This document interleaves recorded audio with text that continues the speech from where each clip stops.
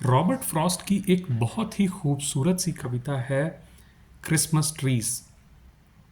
तो इसमें थीम क्या है? थीम ये है कि पोएट ये कहते हैं कि पैसा ही सब कुछ नहीं होता है।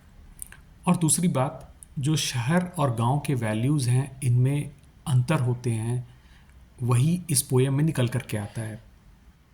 वो कहते हैं कि क्रिसमस का समय था, ठंड थी, शहर अपने आप में सिमटा हुआ सा था और गांव अलग अपने आप में सिमटा हुआ सा था। थोड़ी थोड़ी स्नो गिर रही थी, इधर उधर उड़ रही थी, थोड़े बहुत पत्ते पेड़ों से गिर रहे थे। इसी बीच इसी मौसम में एक स्ट्रेंजर जो है वो गांव की तरफ बढ़ता है। वो आता है यहाँ, वो है तो शहरी आदमी, लेकिन उसमें जो पेशेंस है वो गांव के लोगों जैसा है। वो पोएट के घर के सामने आकर इंतज़ार करता है उसके बाहर निकलने का। पोएट अपने घर से बाहर निकलता है, थोड़ी उत्सुकता के साथ उससे पूछता है कि वो क्या चाहते हैं।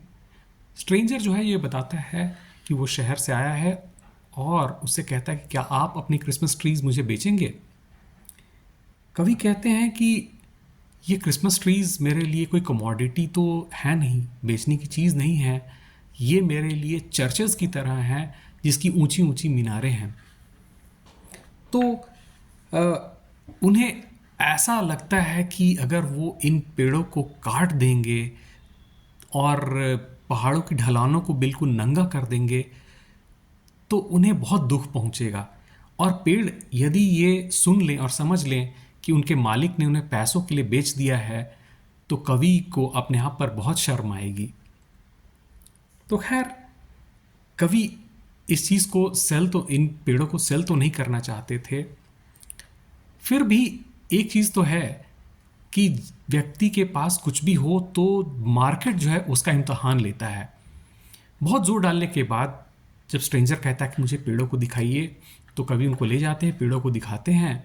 स्ट्रेंजर बोलता है मैं आपके 1000 पेड़ों को 3 सेंट में खरीद लूँगा, हर एक पेड़ के लिए 3 सेंट। कवि कहते हैं कि देखिए मुझे बेचना तो नहीं है, इससे तो अच्छा होगा मैं किसी चर्च को इनको दे दूं, उस पे बच्चे उन पेड़ों को सजाएंगे और खुश होंगे।